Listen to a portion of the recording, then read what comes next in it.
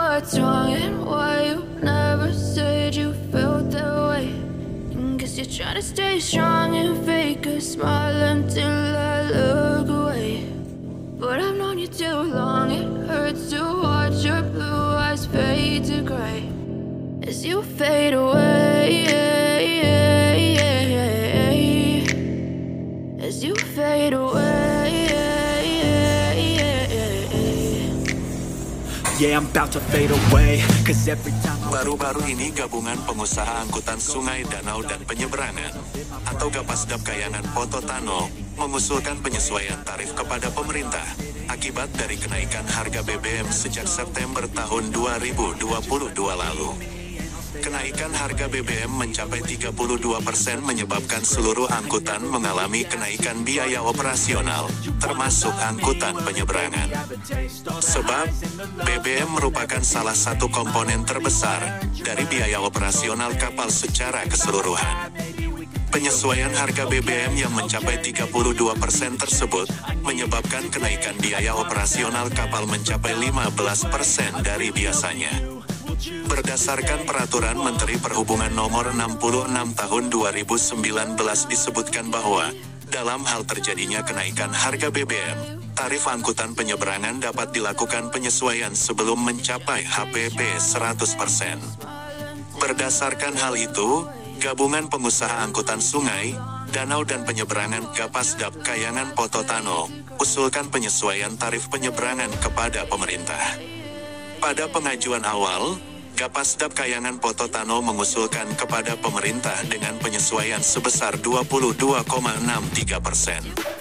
Menanggapi usulan itu, Dinas Perhubungan Provinsi NTB melakukan peninjauan dengan mempertimbangkan masukan dari berbagai pihak termasuk tim tarif bentukan Gapasdap. Hasilnya, Dinas Perhubungan Provinsi NTB bersama sejumlah stakeholder lainnya menyepakati usulan itu telah dipres menjadi 10,42% untuk diajukan kepada Gubernur NTB. Rencana penyesuaian tarif angkutan Kayangan Pototano itu mendapat respon positif dari para pengguna transportasi laut. Ini kan akan ada kenaikan tarif. Tarif untuk angkutan, untuk penyeberangan dari Kayangan sama Tano. Ini efek dari kenaikan BBM, Bang. Nah, kemudian dengan kenaikan harga itu juga kapal akan memberikan fasilitas seperti ini, kemudian kebersihan dan sebagainya. Kira-kira bagaimana pendapatnya dengan kenaikan tarif nanti, Pak? Hanya 10%. Ya. Kalau saya sih memang masalah yang kita nyaman aja. Nyaman aja ya. Kalau fasilitasnya nggak nyaman, terus kebersihannya nggak terlalu bersih, ya mungkin kita juga bakalan Kecewa juga. Ya, kecewa juga. Tapi dengan adanya fasilitas charger gratis, kebersihan bagus, kemudian sebagainya, jadi nggak masalah harga tarif penyeberangan naik ya, nggak masalah ya. Nggak masalah gitu. Kira-kira menurut Bapak gimana? Pototano sama Kayangan tergantung dari pihak perusahaan sendiri sih. Kalau kita sebagai supir ya nggak ada masalah. Cuma kan otomatis yang punya usaha gitu. Ya, yang kena dampaknya. Tapi kalau kita supir kan nggak ada masalah. Mana kira-kira mendukung nggak kalau kenaikan tarif itu, Pak? Karena kita lihat sekarang kan BBM naik, kemudian kapal ini kan perlu operasional yang besar, jadi itu sebabnya mereka akan naikkan tarif. Apa kira-kira pendapat Bapak? Apakah mendukung atau seperti apa, Pak? Ya, sebenarnya kita juga mendukung juga. Yang penting jangan cuma BBM aja yang naik gitu. Ya, misalnya dari hasil petani itu juga harus naik juga gitu. Nah, misalnya kalau cuma BBM naik terus ongkos kapal naik juga kan kena dampaknya di orang kayak petani gitu, masyarakat gitu. Ya, gitu aja sih. Bu, ini ada rencana kenaikan tarif penyeberangan Kayangan sama Tano. akibat dari kenaikan harga BBM, karena kapal kan memang operasionalnya tingginya di BBM kan. Nah, ini kenaikannya hanya 10% tuh dari ini untuk apa? Untuk penyesuaian dari kenaikan harga BBM itu. Jadi karena harga BBM ini akan ada penyesuaian tarif 10% untuk penyeberangan Tano dan Kayangan. Nah ini karena kapal kan dia butuh operasional yang besar, jadi dia 24 jam itu harus hidup. Kemudian penumpang juga walaupun dia tidak full, kapal ini dia harus berangkat. Jadi itu dasar mereka mengusulkan kenaikan tarif. Kira-kira bagaimana Bu? Setuju atau enggak sih? Setuju. Setuju ya, karena alasan itu ya, karena mereka operasional ini ya. Apa kira-kira yang menjadi usulan itu setelah mereka usulkan kenaikan tarif ini? Apakah fasilitasnya harus ditingkatkan atau seperti apa? Pertama fasilitasnya dilengkapi, keamanan. Ini kan banyak nih, masih banyak nih yang pedagang-pedagang asongan nih. Usahakan pedagang asongan jangan naik ke atas ini. Masalahnya ini kan penumpang lebih nyaman, lebih safety. Terus kebersihannya alhamdulillah sudah mulai bersih. Bu, nama siapa Bu? Saya Titi Suharti. Siapa? Titi Suharti. Titi Suharti. Oh, ASN ya? ASN di mana Bu? RSUD Sumbawa. Oh, RSUD Sumbawa.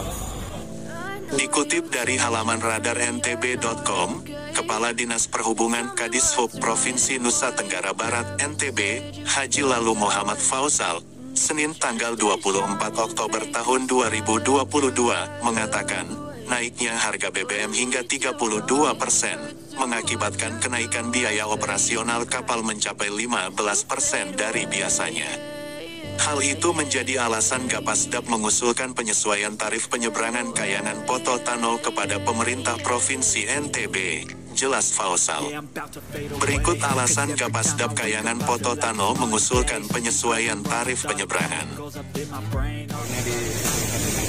Jadi mungkin saya ceritakan ke Anda dulu bahwa kan banyak juga teman-teman yang bertanya, kan tarif Kayangan itu tahun 2022 kemarin bulan Maret itu sudah naik. Ternyata untuk tarif yang 22 kemarin bulan Maret itu naik, itu usulan kami di tahun 2020. Nah, kenapa pemerintah tidak menaikkan pada waktu itu? Karena memang kondisi pandemi. Akhirnya usulan kami tahun 2020 itu baru disesuaikan di tahun 2022. Itu awal dulu yang kenakan bulan Maret supaya jangan kita salah paham. Karena banyak teman-teman berkata, 1 tahun ini tarifnya mau naik 2 kali kan. Padahal tarif yang awal itu usulan kami tahun 2020. Karena berhubung ada pandemi, itu jelas sampai Maret 22 ditandatangani atau disetujui oleh gubernur. Nah, kemudian yang kedua, kenapa tarif ini? Yang kedua ini kita usulkan kembali karena ini isunya nasional, bahwa pada beberapa bulan yang lalu kan pemerintah sudah menaikkan harga BBM di angka 32%. Nah, otomatis kami dari operator ini bahkan di seluruh Indonesia, di teman-teman di lintasan lain itu pun sudah melakukan penyesuaian. Nah, per tanggal 1 Oktober kemarin, Oktober kemarin itu tarif antar provinsi sudah naik. Nah, kami di kewenangan di lintas KM Kota ini merupakan kewenangan gubernur, lintas antar dalam kabupaten dalam satu provinsi itu adalah kewenangan gubernur. Kami mengusulkan ke pemerintah daerah.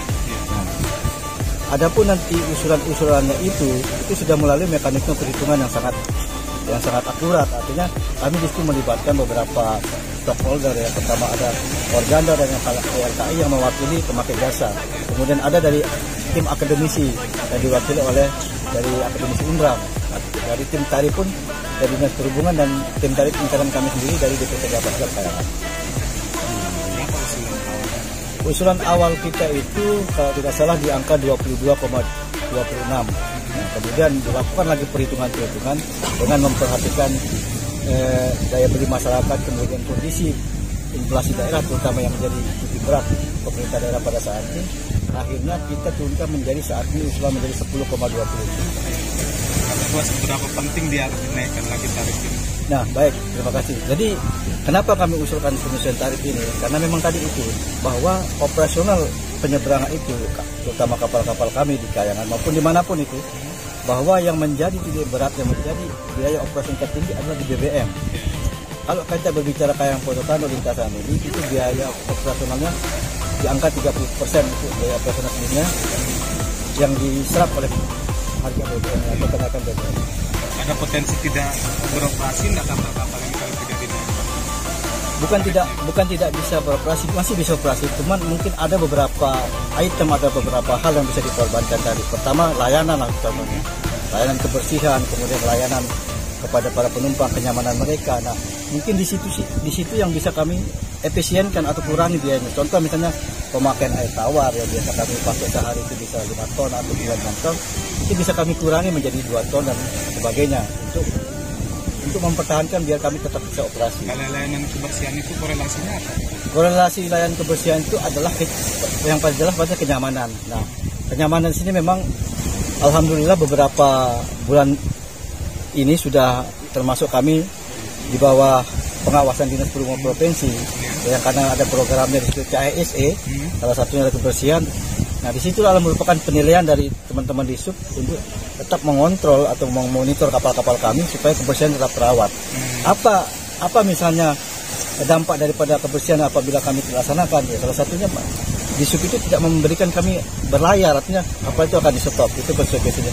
Nah, ini menjadi berat ketika kami tidak beroperasi hanya gara-gara kebersihan.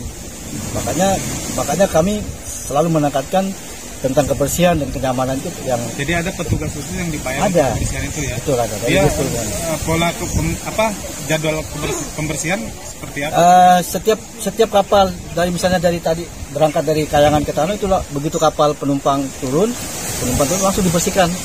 Nah, naik lagi yang lain sampai di sini dibersihkan lagi sama. Itu bukan karyawan operator ya? Dari luar. Kami kerjasama dengan. Jadi apa saja yang kerjasama pihak ketiga kebersihan? Kebersihan sama air tawar. Selain itu enggak ada.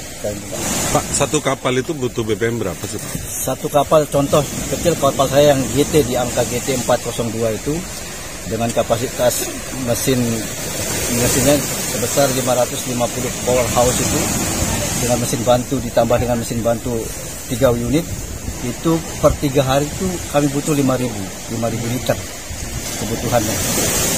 Nah, beda lagi kalau kapal itu lebih besar lagi mesinnya, kapasitas kebutuhannya akan lebih tinggi lagi. Itu kapalnya mau jalan atau tidak tetap mau kebutuhannya jalan segitu? Tetap kebutuhan segitu.